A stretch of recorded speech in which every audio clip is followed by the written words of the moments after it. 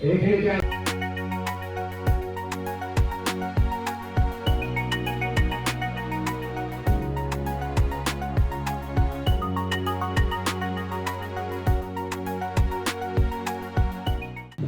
মানে গাড়ী যাতে সৰভোগ টাউনখন যাতে চাফ চিকুণ কৰি ৰাখিব পৰা যায় তাৰ কাৰণে উদ্যোগ লৈ পেলাই যিটো ব্যৱস্থা কৰিলে তাৰ কাৰণে মই ধন্যবাদ জনাইছোঁ। ছুপাৰ ছেকশ্যন যিখন আনিছে এইটো এটা সুন্দৰ নতুনত্ব এটা আহিছে এই পৌৰসভাৰ কাৰণে আৰু এইখিনি আজি সামগ্ৰী আজি সৰভোগ পৌৰসভাই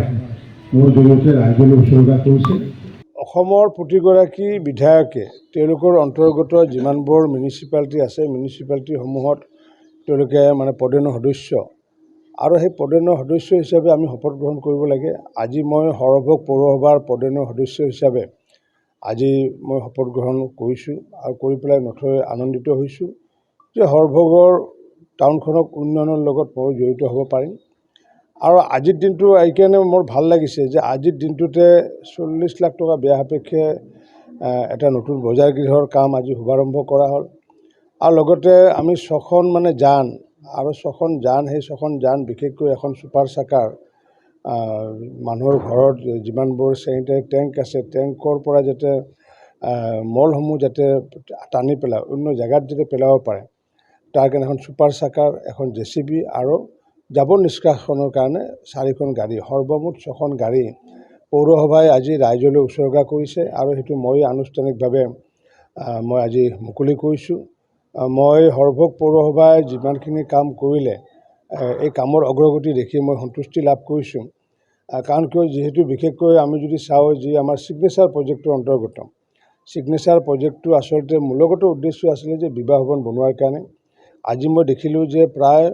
18খনতকৈ বেছি বিয়া তাতে অনুষ্ঠিত হৈছে আৰু মই ভাবোঁ যে মানুহৰ মাটিকালি যিহেতু কমি আহিছে আজিকালি গতিকে বিবাহ ভৱন এটা খুবেই প্ৰয়োজন আছিলে আৰু এইটো মই 10 কোটি টকা ব্যয় সাপেক্ষে মই বিধায়ক থাকোঁতে এইটো নিৰ্মাণ কৰি দিছিলোঁ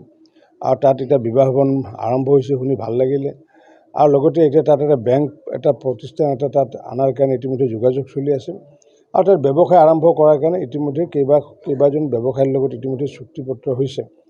তাত এটা অসুবিধা এটা আছে তাত লিফ্টখন তাত মানে লগোৱা হোৱা নাছিলে এতিয়া লিফ্টখন লগোৱাৰ কাৰণে পৌৰসভাই ইতিমধ্যে দায়িত্ব গ্ৰহণ কৰিছে। মই ভাবোঁ যে ছিগনেচাৰ প্ৰজেক্টৰ যিটো উদ্দেশ্য আছিলে উদ্দেশ্যটো আগন্তুক দিনত ফলৱতী হ'ব সফল হ'ব। এই যি তেওঁলোকে ডেভেলপ কৰিলে এই ডেভেলপৰ লগতে আজি পৌৰসভাই মোক আহ্বান জনাইছিলে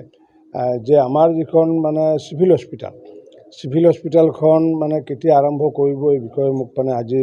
কমিশ্যনাৰসকলে চেয়াৰমেন ভাইচ চেয়াৰমেনকে আদি কৰি কমিশ্যনাৰসকলে মোক জনাইছিলে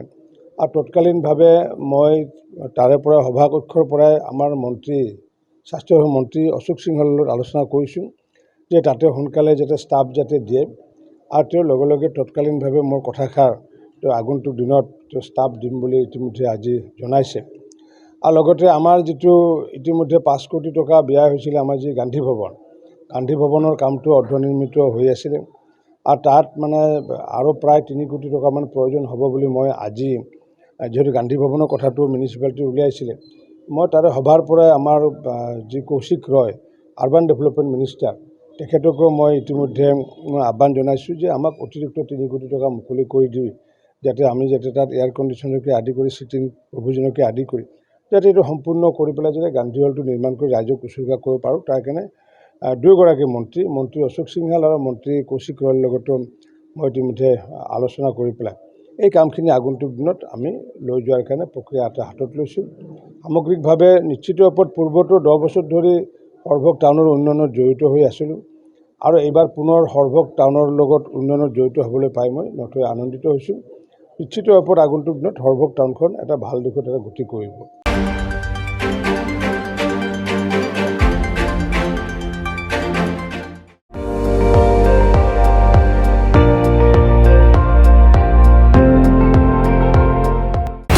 আপুনি চাই আছে ND24 সৰ্বশ্ৰেষ্ঠ নহয় সৰ্বোত্তমৰ দৌৰত।